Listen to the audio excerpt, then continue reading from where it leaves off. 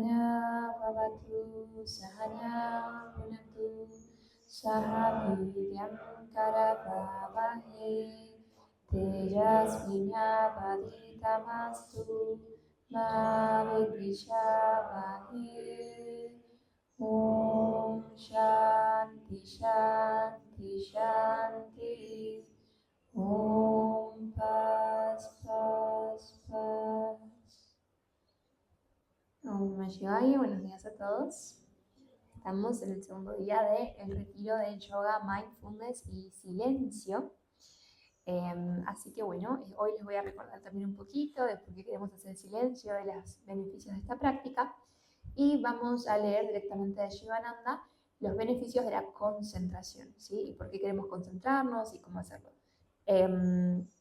Entonces, decíamos que, bueno, hay muchísimos beneficios del silencio, ¿cierto? Pero básicamente el principal es que todos queremos experimentar paz, amor y sabiduría, queremos estar tranquilos, queremos estar felices, ¿cierto? Por eso hacemos todo lo que hacemos.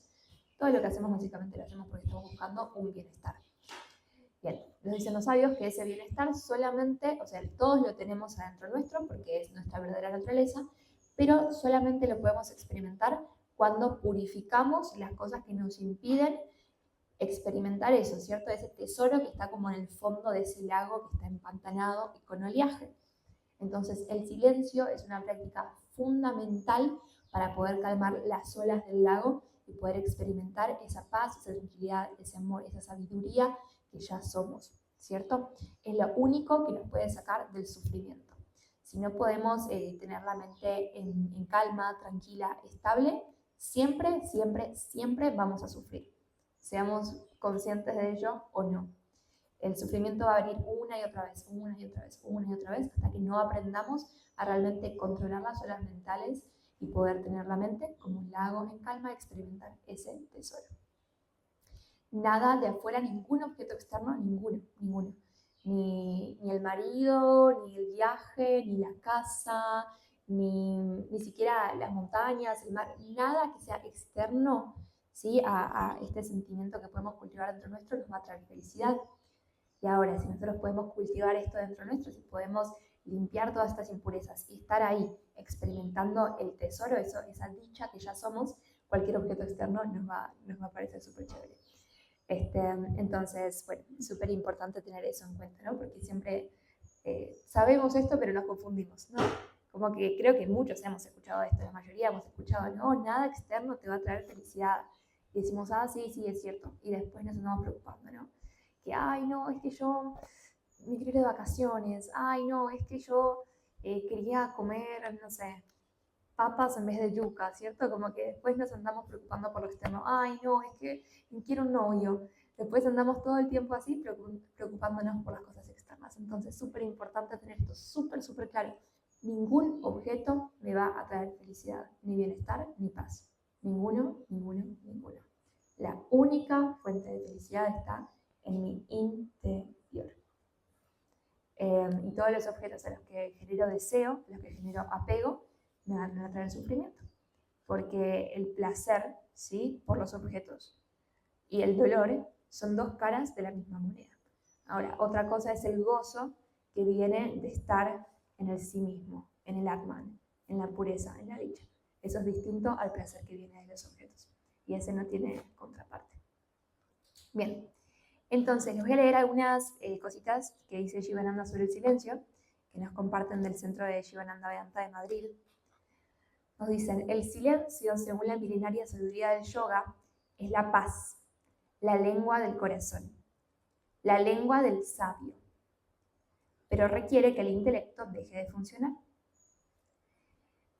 Dicen, en cierta ocasión, un estudiante de yoga se aproximó a su maestro y le preguntó dónde se hallaba la esencia de la vida, lo eterno, lo infinito. El maestro no le respondió, por lo que el discípulo continuó preguntándole una y otra vez sin que aquel despegase los labios. El maestro guardó perfecto silencio. Al fin le dijo, te lo he estado diciendo una y otra vez, pero no me entendiste. ¿Qué puedo hacer? La esencia de la vida, lo eterno, lo infinito, no pueden ser explicados, pero puedes conocerlos a través del silencio profundo. La paz es silencio. El silencio es la lengua del corazón. El silencio es la lengua del sabio. El silencio es el sustrato del cuerpo, de la mente, de la energía y de los sentidos. Es la clave de este universo sensorial. La paz que sobrepasa todo entendimiento. La meta de tu vida. Detrás de todos los ruidos y sonidos se halla el silencio, que es tu alma interna y tu experiencia intuitiva. Cuando el corazón se siente pleno, cuando experimentas una gran alegría, hay silencio. No existe ningún bálsamo curativo mejor que el silencio para quienes se sienten heridos en su corazón por fracasos, decepciones y pérdidas. No existe ningún sedante mejor que el silencio para quienes padecen de nervios debido a la intensidad de la vida. En el sueño profundo te pones en contacto directo con ese silencio maravilloso. Bueno, a mí me encanta el silencio. Como que leo esto y digo, ay, sí, qué lindo hacer silencio, pero es re difícil a veces. Te meteremos distintos niveles de silencio, ¿cierto? Empezamos con el silencio de la lengua, ¿sí? Y después también empezamos a hacer silencio con todo. Silencio con el cuerpo, ¿cierto? Y silencio eventualmente con la mente. A veces cuento que una vez yo estaba en las Islas Galápagos. En las Islas Galápagos, en los Highlands, como no en la parte de la costa, sino como en la parte más alta, hay como unas cuevas. Y son como unas cuevas, o sea, ahí no hay nada, porque alrededor no hay nada, son partes como protegidas, entonces no hay casas, no hay nada. Y en esas cuevas, o sea, son literalmente súper, súper mega oscuras, no ves nada de nada de nada, y está profundamente silencioso. A mí me pasaba que a veces como que estaba también como empezando a meditar y esas cositas, entonces me ponía a meditar y capaz que había, no sé, ruidos de gente cerca, o me daba cuenta de que el mar todo el tiempo hacía mucho ruido, y era como, ay, pero quiero silencio. Entonces, cuando fui a estas cuevas, le dije al guía, tipo, bueno, vos espérame afuera, déjame un rato ahí adentro que me voy a poner a meditar. Re, chica. El día no debía entender nada. ¿Qué le pasa a esta mujer? Y claro, ahí estaba súper silencioso, ahí sí que no había ningún ruido, pero silencio en mi cabecita no había, ¿cierto? Aunque estaba intentando meditar, era muy difícil realmente experimentar el silencio. Entonces empezamos con el silencio de la palabra, de nuestra propia palabra. Después empezamos a hacer silencio con nuestras acciones, con nuestro cuerpito, hasta poder llegar también a un silencio mental. Por eso en las meditaciones intentamos quedarnos quietitos, para poder también hacer que todo como que esté quieto, en silencio, que es súper importante. Y no quiere decir que pasemos toda la vida así, no. Pero es muy importante la práctica de silencio y de quietud para después poder llevar ese estado a la acción. Pero si no podemos tener ese estado en la práctica de silencio y de quietud, no vamos a poder realmente llevar un estado de calma a la vida cotidiana, porque eso nos agita mucho. Bien, también nos contan que obviamente al principio es difícil hacer silencio, puede ser difícil al inicio. Surgieron muchos pensamientos, como que, ay no, pero tengo que decir esto y tengo que decir lo otro, y surgen un montón de cositas que queremos decir, hacer, etc. Sí, como que queremos hablar, buscar compañía, comentar, ¿cierto? Porque pensamos que, ay, es necesario. La realidad es que no hace falta. Pero bueno, tiene que ser gradual la práctica del silencio, ¿sí? Si bien acá intentamos hacer 3 días seguidos, si no lo logramos, ok, o sea, está bien, pero sí hacer lo mejor que podamos, ¿sí? A nuestro nivel, donde estamos en este momento. Es como hacer ayuno. Si uno nunca ayunó, querer hacer un ayuno de 3 días de una, va a ser súper frustrante si no lo logramos. Entonces la intención es sí ponernos la determinación de hacer lo mejor que podamos, ¿cierto? Pero saber que es una práctica gradual y que hay que practicarla gradualmente. Hay que dejar que, sí, hay que practicarla, porque si intentamos una vez y después nunca más, no sirve, como cualquier cosa.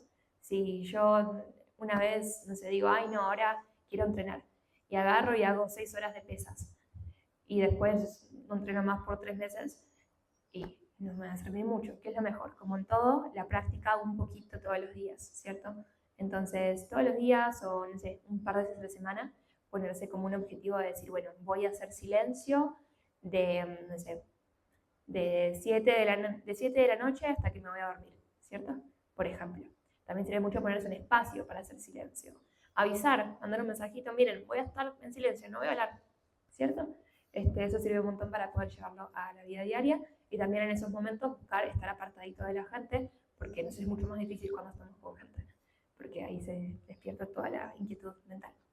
Bien, entonces les voy a leer un poquito directamente de Shivananda, de la concentración. Dijimos que el silencio es una forma súper eficiente y súper fundamental para poder desarrollar la concentración. Dijimos que para ir a la meditación, el silencio, como les dije, es una herramienta para esto.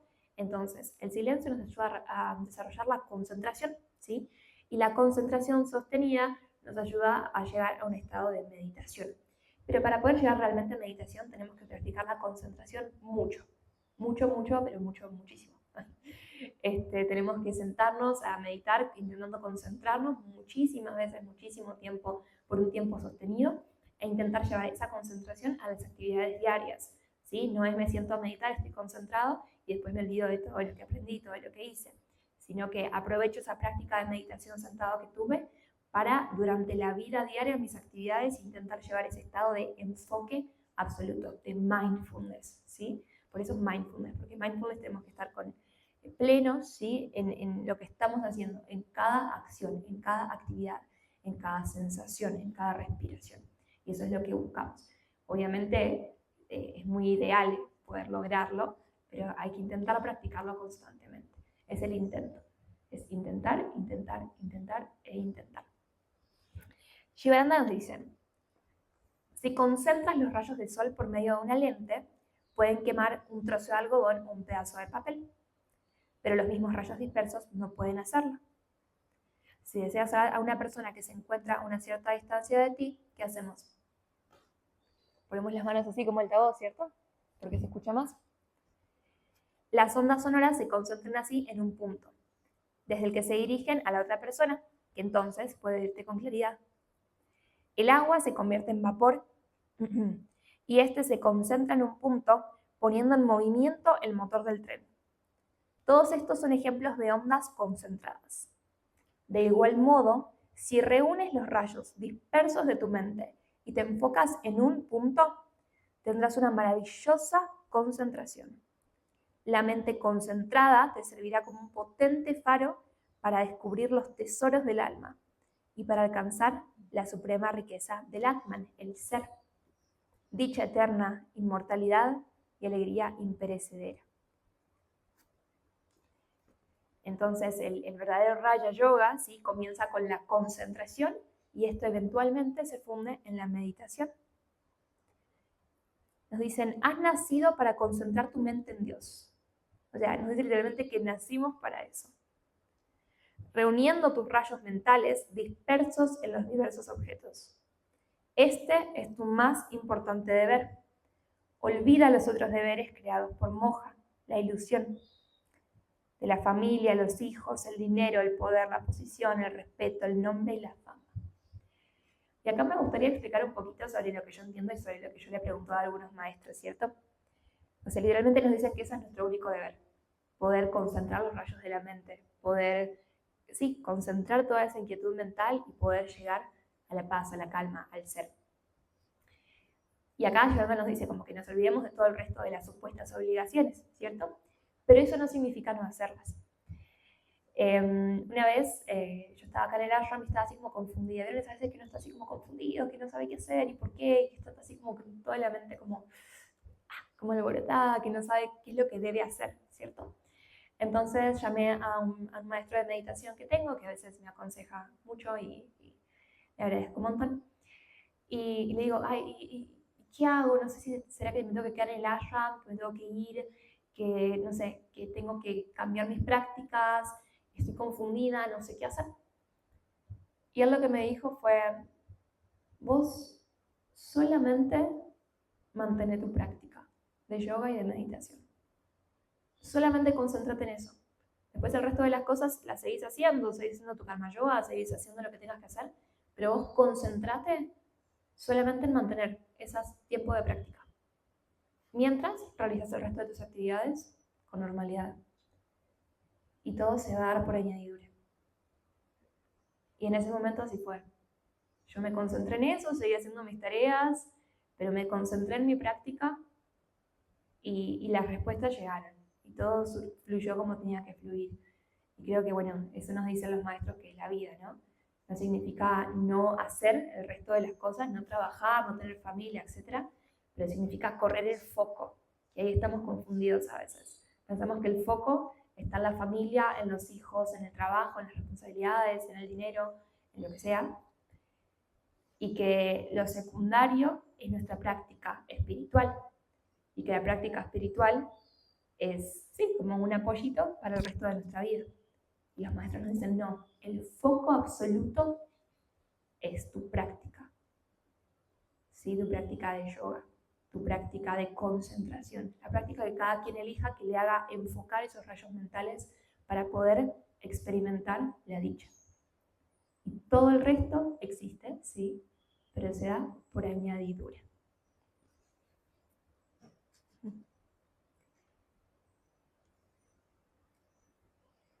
La concentración de la mente en Dios, una vez que ha sido purificada, puede proporcionarte la felicidad y el conocimiento verdaderos. Has nacido con este único propósito. Sin embargo, te dejas arrastrar hacia los objetos externos por causa del apego y de un amor engañoso. Nada, nadie nos puede dar ese amor. Nosotros lo tenemos que encontrar dentro de nuestro. También acá es importante tener en cuenta lo que hablábamos ayer, de cuál es el objeto de nuestra concentración, ¿sí? De las bases éticas y morales, de los yamas y niyamas. Decíamos que no puede hacer mucha concentración, intentar meditar, mucho pranayama, mucho hatha yoga, muchas prácticas así espirituales muy elevadas, puede viajar en el plano astral, puede tener sueños lúcidos, mover cosas con la mente, lo que sea, pero si uno no está sentado en unas fuertes bases éticas y morales, si uno no dice la verdad, si uno anda con 3 novios al tiempo, si uno no limpia su espacio, no limpia su casita, si uno roba, si uno miente, si uno hace esas cositas, nunca vamos a llegar a la liberación, a esa paz, a esa tranquilidad, a ese amor, ¿sí? Entonces es muy importante los yamas y niyamas, esas bases éticas y morales que decíamos que eran como los fundamentos de nuestro cuerpito espiritual, ¿sí? Como las piernas de nuestro cuerpo espiritual, que tienen que estar bien fuertes porque si no, se quiebran. Entonces, siempre una vida virtuosa, ¿sí? Hacer lo mejor y lo más puro que podemos todo el tiempo. Ama y haz lo que quieras. Bien.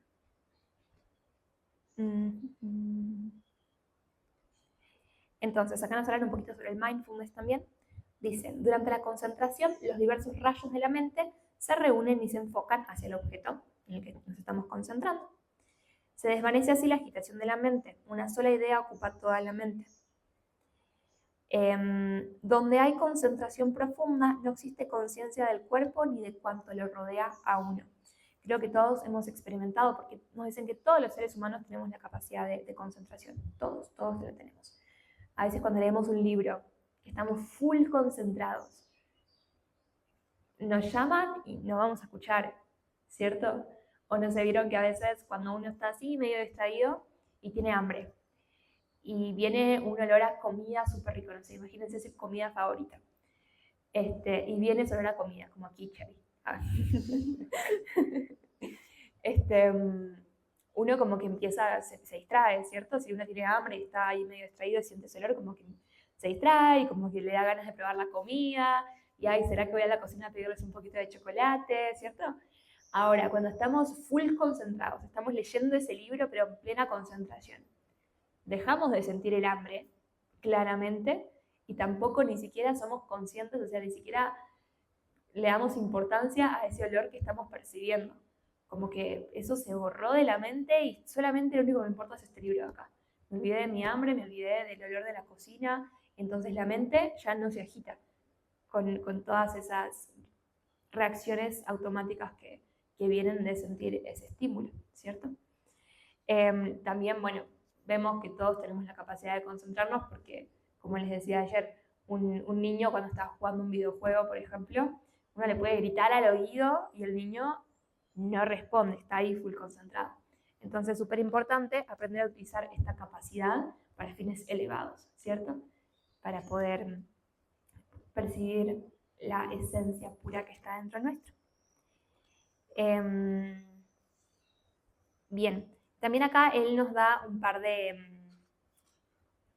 sugerencias, ¿cierto? Para comenzar a concentrarnos. Entonces, si nosotros queremos que la mente esté en calma, tenemos que llevar la atención hacia algo. No va a pasar eso de, ay, poné la mente en blanco. Eso no va a pasar. Tenemos que llevar la atención hacia un punto. Entonces, lo que nos recomienda Swami Shivananda es, al principio, en etapas muy iniciales, comenzar con un objeto externo, ¿sí? Que a veces es más fácil. Nuestra mente está naturalmente todo el tiempo afuera, afuera, afuera, afuera. Y a veces puede ser que para muchas personas sea muy difícil en el comienzo, ¿sí? Cerrar los ojitos y tener la atención en el interior. Entonces, si todavía no podemos hacer eso, podemos comenzar eligiendo un objeto externo. Por ejemplo, puede ser un objeto que a nosotros nos eleve, que nos recuerde a la divinidad, o un objeto neutral. Por ejemplo, podemos usar, no sé, la imagen de algún dios, de Jesús, de la Virgen, de Krishna, ¿sí? La imagen de algo que nos eleve, que nos haga recordar la divinidad, y concentrarnos en eso, mirarlo muy atentamente, concentrarnos plenamente en eso, y quizás por momentos cerrar los ojitos e intentar seguir visualizando esa imagen, ¿cierto? Y si no, también puede ser un objeto neutro, por ejemplo, una vela, un punto en una pared, ¿sí? Y también observarlo muy atentamente hasta que lo único que vemos sea ese punto, que no percibamos los objetos de alrededor, y también podemos cerrar los ojitos y seguir imaginando y percibiendo ese objeto. Y después ya podemos ir a un objeto interno, ¿sí? Como puede ser la respiración, como pueden ser las sensaciones del cuerpo, como puede ser el entrecejo, el corazón. Ahí cada quien puede elegir lo que le parece más simple, ¿sí? O lo que le es más natural. Y es muy importante también que a medida que avanzamos en la práctica, no andar distrayéndonos con un montón de técnicas. Está bueno probar algunas, ¿no? Probar, bueno, ¿qué pasa si me focalizo acá? ¿Qué pasa si me focalizo acá?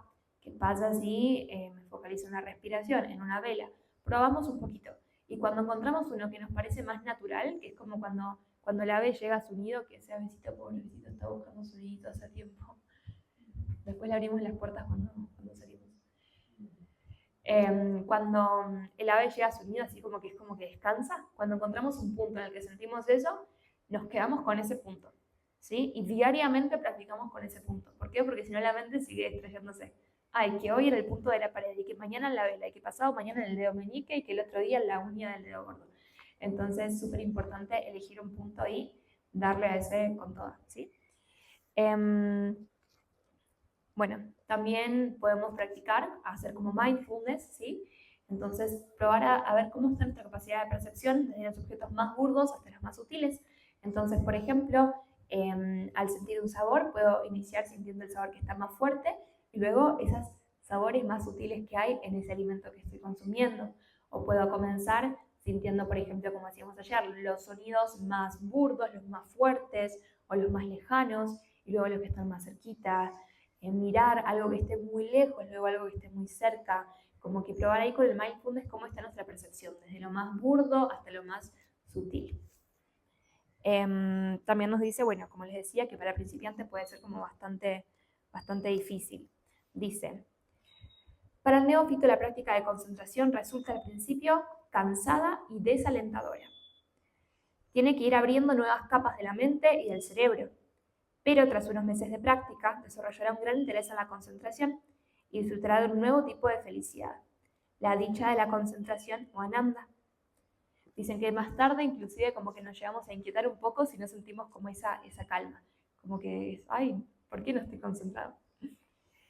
El punto vital de la concentración es atraer a la mente hacia el mismo objeto una y otra vez, limitando al principio sus movimientos. La concentración aumentará al disminuir el número de pensamientos. Ciertamente es una tarea ardua reducir el número de pensamientos. Del mismo modo que tienes que sacar con cuidado una tela que se te haya caído en una planta espinosa, quitando lentamente los pinchos uno por uno. Me gusta mucho esa analogía. Imaginemos, ¿no? Tenemos una tela que se cae en una planta con espinas, muchas espinas, y uno por uno, con mucho cuidado, con mucha concentración, tenemos que ir sacando pinchito por pinchito. De ese mismo modo, tenemos que reunir con cuidado y esfuerzo los rayos dispersos de tu mente, que están desperdigados en los objetos sensoriales desde hace muchos años. Al principio, te desalentarás mucho y la tarea te resultará incluso desagradable. Por eso al inicio a veces es como, ay, no quiero hacer silencio, no quiero meditar, no quiero porque nos incomoda.